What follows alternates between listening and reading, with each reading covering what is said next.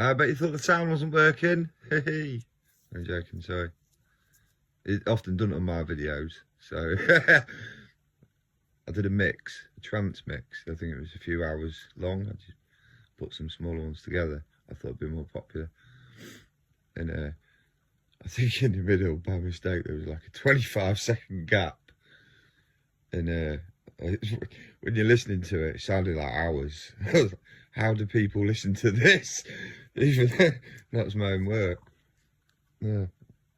Anyway, I thought I want to run through some things that I thought of that make this whole idea sound, the end result sound quite appealing.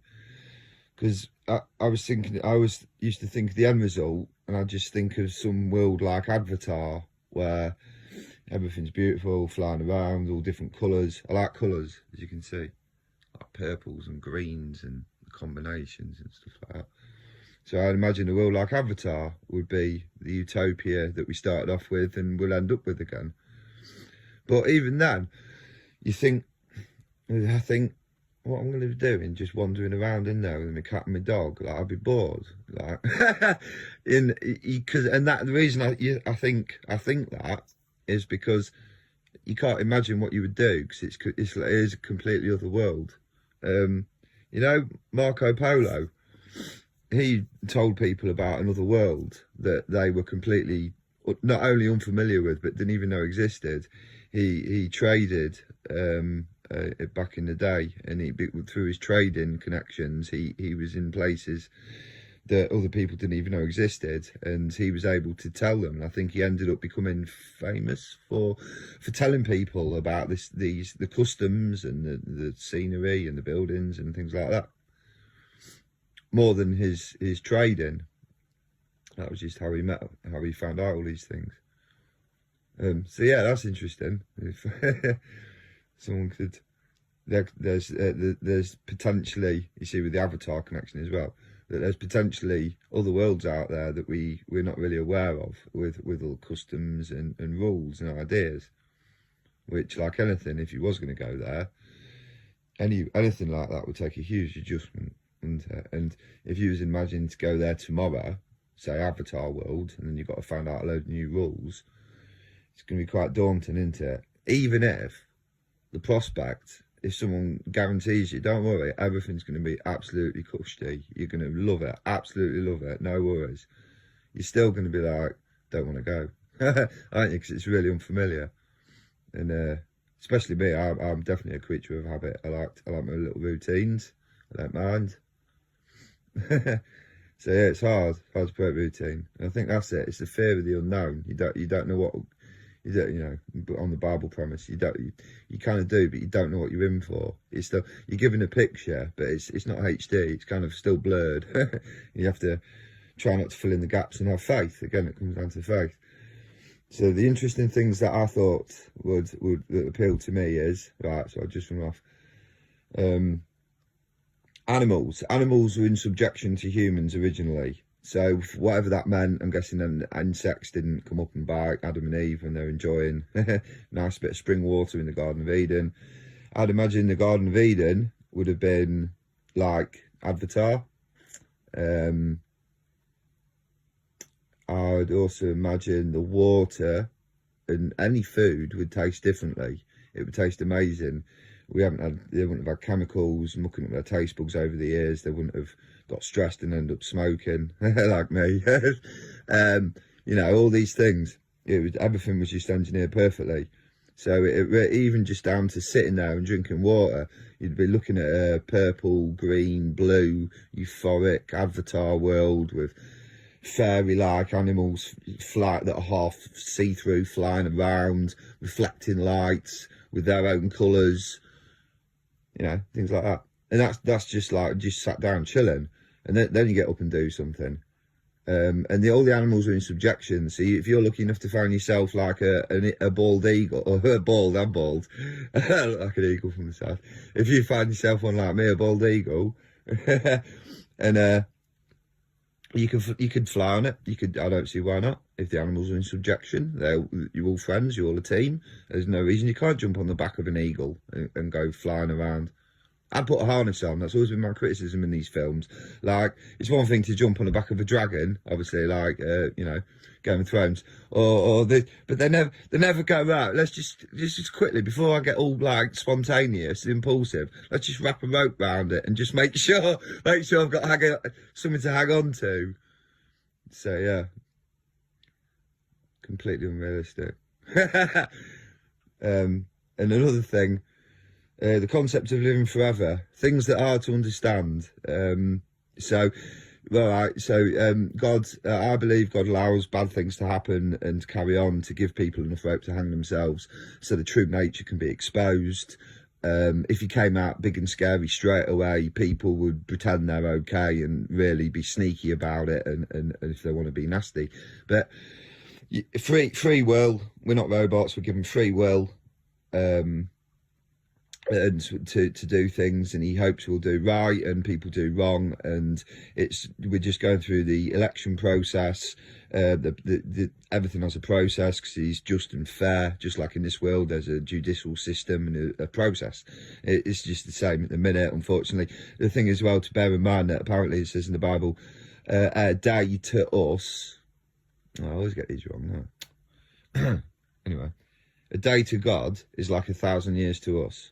So again, Red Dwarf, when they go through that wormhole and the Rimmer gets sucked through the wormhole, and it ends up going to be 700 years, and he has them little 2 Chinese Wari balls, and when they rescue him, they're like pea-sized because he's been strumming around in his hand for like 2,000 years. And because he's a hologram, you can't die. Yeah. So he's just sat there. I laugh, but you know, whoa.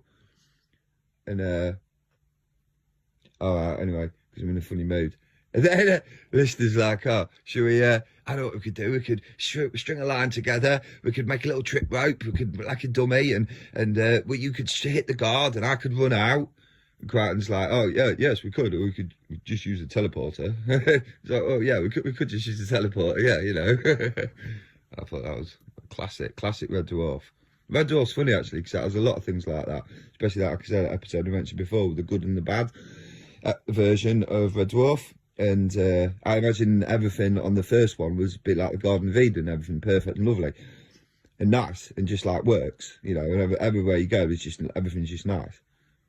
And the world we live in, since Adam and Eve ate the fruit and everything went bad, it is now that bad version. And so, but going on that basis, anything that's good in this world would be the real low quality in the new world, which is where I speculate that Avatar sort of scenery would come from the Garden of Eden. I mean, what's this Hanging Gardens of Babylon? No, is that was that a great, wasn't it? A great monument that it's gone, and there's only pictures of it or something like that.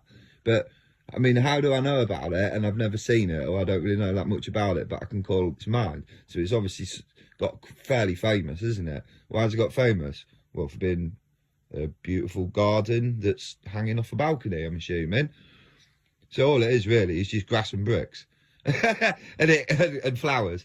And just put them together in the right way, trim them down a bit, clean them up, push them down, smarten them up, put some hair gel on, bam, there you go. They're a great feature of the world, or a lost feature of the world. So now we've established, hey, proper on it tonight, aren't I? So now we've established that things like that can be like great wonders of the world. And that's in this world that's essentially the crap version.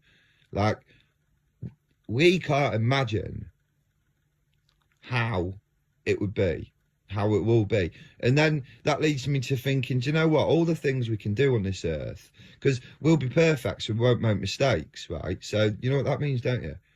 We can go rock climbing, okay? We can do all these things that, like, now are really dangerous. Really camp again. Hey, rock climbing, I sound camp. Woohoo! That are really dangerous. You could do all them things, and because we're perfect, we won't make mistakes. So we could go F1 driving, and we wouldn't, you know, crash into the corner. So when you start thinking like that, you're like, do you know what? I'm going to need forever to do all this stuff. Dive into the ocean, holding my breath. I'll be perfect, so I can practice holding my breath, and I'll get better and better at it. That means I could dive further. And, you know, the amount of stuff, because they say, don't you, oh, the ocean, you know, people explored space more than the ocean. Well, in a perfect world, there'll be a way that we can explore the ocean. I mean, it'll be clear, won't it? So we'll be able to see a lot better straight away. And just stuff like that. Already I can see you. There you go. There's 2 months you'll have sorted. Scuba diving in clear water. Having a look at all the, you know. And there's no animal that's going to hurt you as well. Sharks will just be like, you feel the shark nudging you, it'll be there going, all right, what are you doing here? You know, we can't imagine a world like that. But like Marco Polo, the world that he went back to when he bought all his goods, he told the people, and I'd imagine he got the same response as me. But initially, before he started pulling out all the tobacco and the spices, you know, oh, this world, it's got this, it's got that. No, oh, right, whatever, of course it has. Who's saying it? You. All right, yeah, just you, is it? Okay, yeah. But yeah, and that's what we got famous for in the end. I lasted 11 minutes this time. I keep having these, I don't know watching my videos, I've borderline personality disorder, and it affects my behaviour, thank you, not my mental capacity. That's why I keep using big words on purpose, simultaneously if I can. Increasingly. I might have to end it. Oh yeah. So right, I've got 2 minutes. I've got 2 minutes 15 seconds. Right. So I've worked out the concept of, well, probably with some help. You always get help. The concept of living forever by the rules and the parameters of the Bible. I said it in another video, but I feel I can describe it quicker, and I'm just going to blast through it. So, the concept of living forever, I believe it's on my paperwork online on Facebook. Craig Carter, the bottom of profile, 21 pages. It's quite blunt in places though, be careful. I wrote it to myself originally. I didn't know other people I was going to do this when I wrote it. Because I forget things, so it's a reminder to myself. So yeah, the concept of living forever, I take it as just a 24-hour thing, because tomorrow doesn't exist. When tomorrow arrives, it's today. It's changed format. So you're constantly chasing something that never exists. Like, I'm going to go to sleep, and when I wake up, it won't be tomorrow, it'll be today. But I wanted tomorrow, not today. I've been looking for all day, I was looking forward to tomorrow. And now tomorrow's arrived, it's not tomorrow, it's today. So tomorrow doesn't exist. I'm just going to pause, try and let you see? I said it a bit fast, but yeah, tomorrow doesn't exist. So the concept of living forever is not living forever. Pause. Okay. So the concept of living forever is simply to get through 24 hours safely. That's it. Okay. Now, the Bible, what God, Jehovah, offers is exactly that. So he will wipe away every tear from our eye, and death will be no more. Neither will pain, nor suffering, nor mourning, nor outcry. All these things have passed away. Okay, so no one's going to get upset, no one's going to get hurt, no one's going to accidentally do anything, and no one's going to be nasty. Okay, so I was like, right, okay, so what could stop me from living in a 24-hour period? No one can hurt me because evil people have gone. I'm not going to do anything to myself because every day you'll wake up and it's better than the last. You're not going to accidentally do anything because that doesn't happen. Animals are not going to hurt you. Nature's not going to hurt you. You're not going to get stranded anywhere. No, nothing bad's going to happen to you. It would actually be impossible to die. You wouldn't be able to die. You wouldn't be able to hurt anyone. Just by calling someone's a name, that's pain and suffering. That's going to be gone. Again, it's faith. You believe this is Jehovah God, the Alpha and Omega. He can do anything. He's capable of anything. So everything, all that will be gone. So every day you'll just wake up and it'll just go by, and you'll go to sleep and then wake up again because there's no catalyst to stop it. The only thing that prevents life from carrying on is a catalyst that causes death. And the Bible premise wipes all that out